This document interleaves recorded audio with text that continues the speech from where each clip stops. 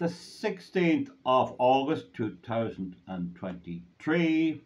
I would rather have something a bit less serious or that and have something a bit more light-hearted, because it is the second half of August, and that's a time in journalism which is put aside for the silly season, a bit of old fun and that. But unfortunately, events are changing so fast in the world. They're just changing so fast, and there's so much happening that you can't let go even for a day if you're to keep people up to speed. This is France and Africa and the colonial past of France. France came to help Ireland in the 1798 rebellion. They didn't do a very good job. They did help America get its independence, but they didn't do a very good job in Ireland with General Humbert and all this stuff. But when they left and when they went off for better climates in Africa. And the way they treated Africa would tend to show that had they got a grip on Ireland, they'd have probably maybe stole all that was here, just the same as happened more or less with the British, and maybe as much. Now we're going to give a rundown through at the situation with the French in Africa. And remember, there's an area called the Sahel, which in local language means the edge, and it's south of the Sahara Desert, and it's a rich area in everything. It's rich in everything you can think of. And it's not the desert, it's where the desert blends in with the good ground and good land of Central Africa. Okay, so now the first thing to look at is that in 2008, Jacques Chirac, the French president, I remember him, be on about him, said that the significance of France could be reduced to a third-tier nation if it lost Africa. So if it did not have Africa. So Africa was a major benefit to France in prestige and in wealth and in every other way.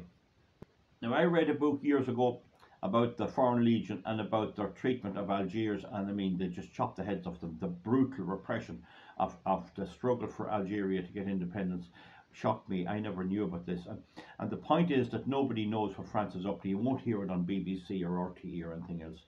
It's all suppressed in the media. Now, that's all right. So I've said there about Jacques Chirac in 2008 making that statement that it's Africa made up France. And in 1957, Francois Mitterrand, who wasn't the president at that stage, said the absence of Africa would render France incomplete in the 21st century. So if Africa was lost, it would render it incomplete. So France was seen as France saw Africa as a very important prop and a very important place to have. Now, there's 14 nations. I'm going to read out some of them here. And in those cases, when France left, it tied in the economy to a type of a franc that's still available out there and still used out there. But it forced the countries to keep 50% of the foreign reserves in French banks, which is used for the French people to do and have the lifestyle they want, and to pay for their military. And there's French central banks in all these countries, and some of them are in debt to France. Togo is big time in debt to France. Now, you might say some of these countries are dysfunctional. Very, very hard to know, but I can only give you what I know, and without giving too much of a personal opinion. Now, in many cases, the governments of these countries were afraid that they'd be the subject of a coup, that they'd be attacked, and they needed the security of France. And that came at a very, very high price. If you didn't go along with the French will, you'd soon find yourself assassinated or ousted by a coup with the acquiescence of France. On the other hand, those countries that agreed to toe the line and be a puppet for France were given luxurious gifts and luxurious lifestyles. They could have their villas in the south of France and all of that. So you can see pure, ordinary, everyday corruption. Okay. Now, one of the mildest interferences by France is in Gabon, and it's rich in oil plus other resources. And there's questions about its influence there. It's not. It's one of the least serious ones, one of the least greedy ones, if you like. Another one now is Benin, and in 1975, a treaty gave France control. And in 1976, it was amended to give them the right to station troops in Benin. A currency agreement insisted that 50% of the reserves of Benin went to France, went to French banks, where it became part of France's budget. Now, I would maybe beg you might not agree with me. To my notion, they were robbing Benin. They were stealing from Benin. That's my view, anyway. Now, another one is Burkina Faso. And Burkina Faso in 1961 agreed to the same currency, to give France control of its currency, and in 1967 it gave full control of its currency. In 2014 there was a coup and there was a lot of tension, and there was a leader called Compaoré, and he was overthrown after 27 years in power just recently, and Burkina Faso is one to watch. It's siding with Niger, and there's a young president there, and he's trying to get the French out, pushing the French out, and doing everything he can, including asking the Russians, and there's a very interesting situation developing there. Now, in Burkina Faso, Abraham Toro is planning to drive the French out completely. He's a young man there too, and he's a cool leader. Now, so that's Burkina Faso, and it's beside Mali, and it's beside Nigeria. Now, Togo, France interfered in the elections, and there's questions about whether it did or not. France appears to have some interference. Now, of course, in some of these countries, it'd be very hard to have an election without some overall control, but France doesn't just give it fair play. I wouldn't mind France having a good trade agreement, and if it was fair, or even reasonably fair. So there's questions about whether a coup in Togo was planned by France. Just saying, there's a bit of funny business going on there. Senegal in 2012, they France supported Macky Sall and continued as usual. Now, in Senegal, France controls the resources, and they control the fishing rights in the same way as the European Union controls the Irish fishing rights. And they're taking the lion's share. French companies are stuck over there, and they're only giving the locals the scraps. Okay, so that's the situation there in Senegal. They're taking all they can, and other resources as well. So again, not giving the locals fair play. They probably have this, and they say sometimes I'm racist. They seem to have this view that the Africans can't govern themselves. But I mean, whether that's true or not, they could still give them some bit of fair play. Now, the next thing is Niger.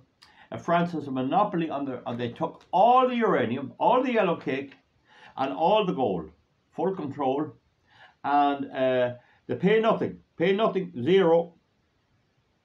They pay nothing. And on the I think it was the 26th of July, or was it the 22nd, there was a coup. There was a coup. And your woman, what do you call her? Victoria Nuland.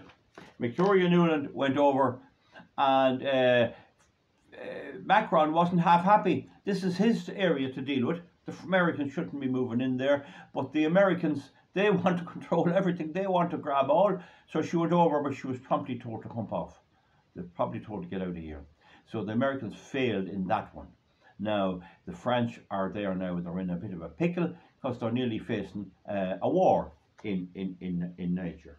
Now, France, as I say, has a monopoly on the uranium, the yellow cake, and the gold. Pulling the whole gold out of it and bringing it to France. Talk about theft. They pay nothing, nearly nothing.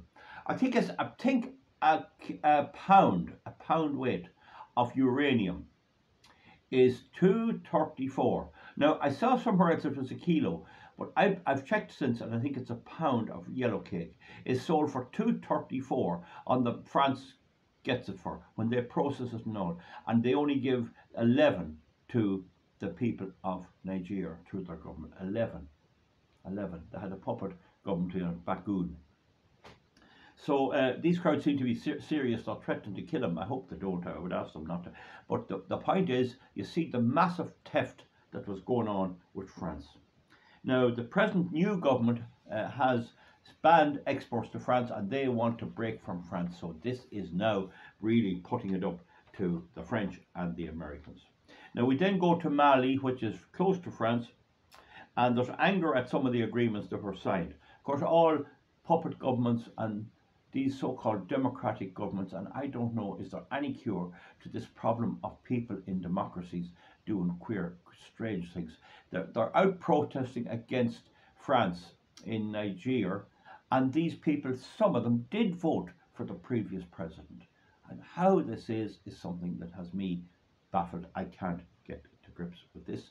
In Ireland, they whinge and whinge for 4 years, and they go back in and they vote for the very same person, or some kind of a colourful imitation of the same parties that did this. This is a mystery we don't fully know. Now, anyway, in Mali there was anger at agreements, and there was protests in 2020. There was a crackdown. Now there's a colonial tax on Mali. They have to pay a tax to France. A colonial tax. Can you imagine that? Can you imagine if the United States had to pay a colonial tax to Britain? And that's what would have got in had they not bet them out of it with Washington. None of this tax is available to locals. None of it goes to them, straight into France, propping up France. Now, in the case of Mali, Burkina Faso and Niger, they're part of a trichet that's siding with Niger. They're going against the French. There are countries like Nigeria and France which are part of an economic union, ECO, or something like that. Right, so you see the story there. Now, Cameroon, they forced to use the French currency, and they're being robbed blind off all their mahogany and everything. Oil, mahogany, mining, trade, huge trade imbalance between France and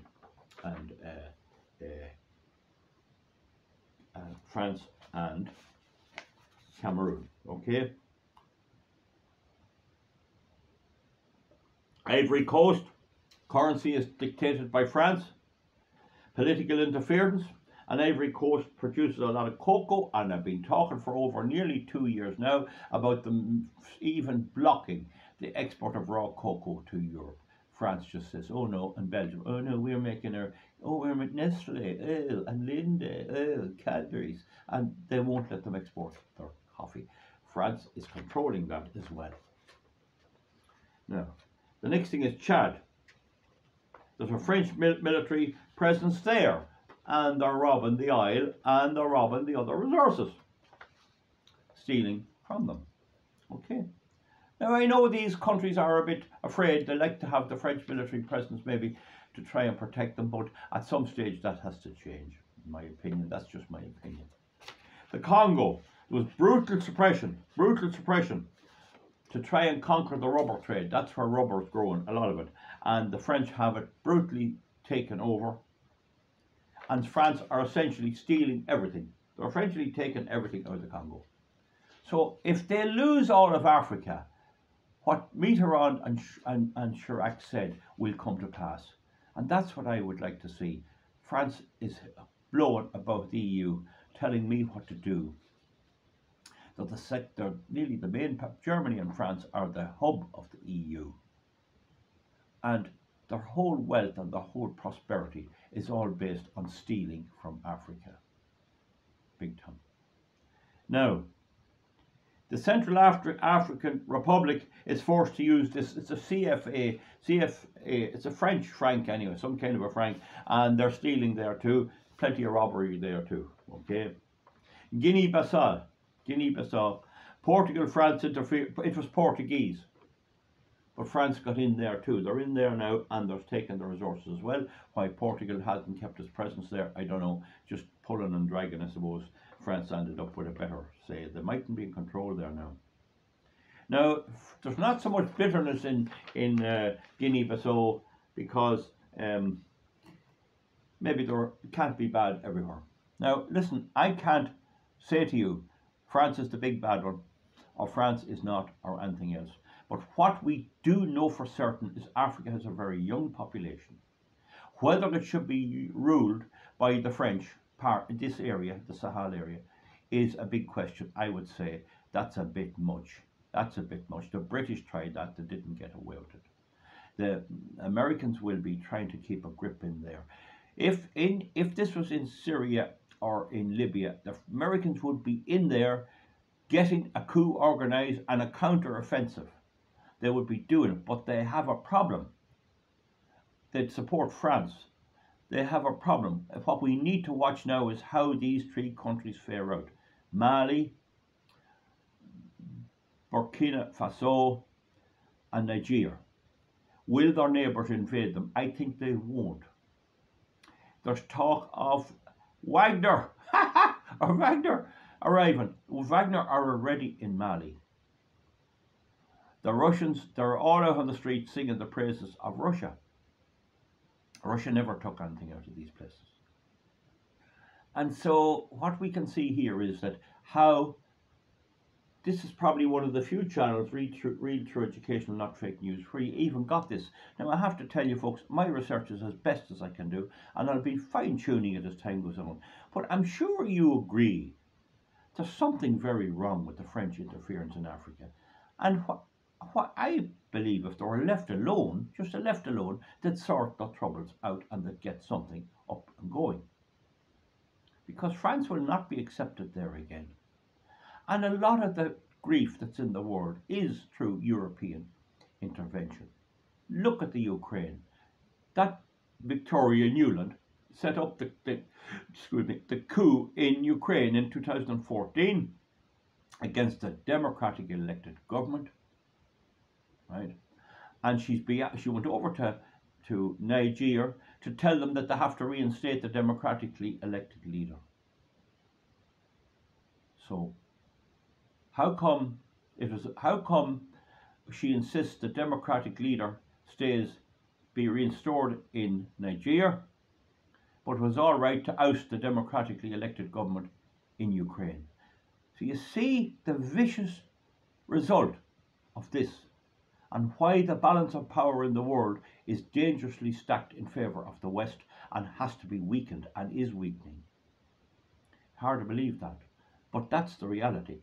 And also, why should France be making decisions in Ireland and telling me what to do with my cattle and everything else when they're robbing the people in Africa? Now, feel free to comment underneath. Please be aware I'm doing the best I can here with limited information. I've never actually been to Africa now, I have to say that. But and then it's not safe to go to a lot of these places. So there's a big concern in Washington, in America, and in Paris and the EU. If it goes the way I hope it does, and France is deprived of all its African resources over time, or even a lump of them, then France will be reduced to a failed state. It already can't run its own affairs. It's full of migrants. The poor old Africans flee there because they think it's a great place. They see the French coming in, taking all, and they want to go over there and try and get involved over there. So maybe that's a bit simplistic, I do agree. But the point about it is, I would be cheering for Mali, Burkina Faso, and Niger, that they'll hold firm and they'll start to charge the proper price. You can sell your yellow cake, sell it, charge €200 a pound. Now, the other thing is, there's another white knight after riding into town. President Kim Jong-un of North Korea has promised support, and he has any amount of good missiles.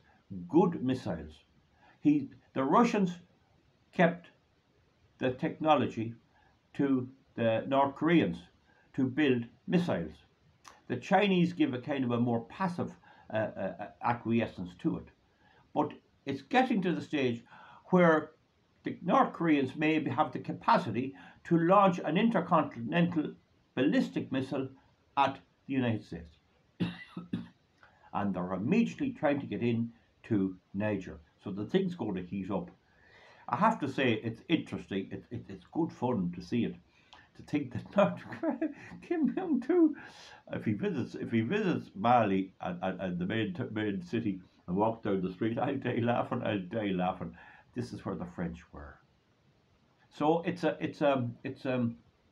so it's very interesting.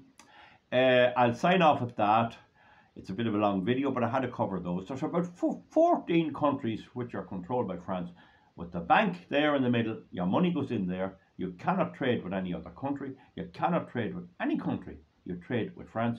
France controls the whole lot, and they're living the life of Riley. And anyone that agrees with them and supports them gets a villa and gets all, and anyone that doesn't will be assassinated or banished. So now the gloves are off, and this is tying in to the Ukraine war, where we see the Russians and them coming to the aid of these countries, and Wagner in there.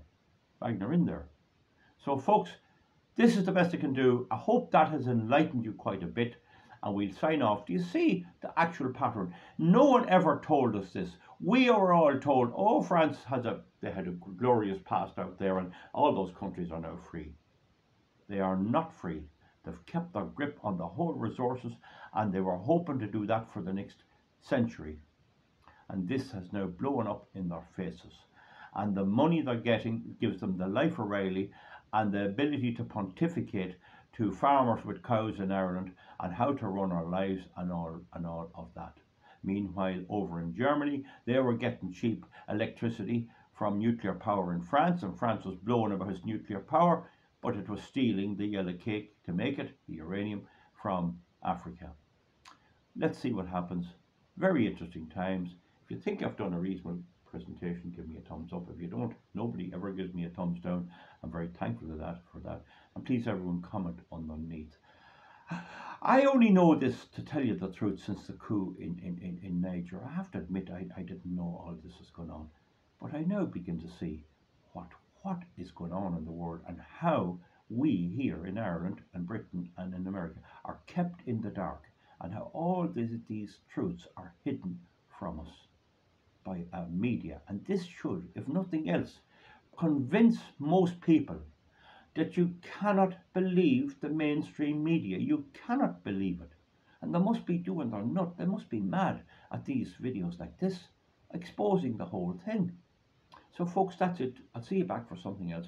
Good luck and thank you.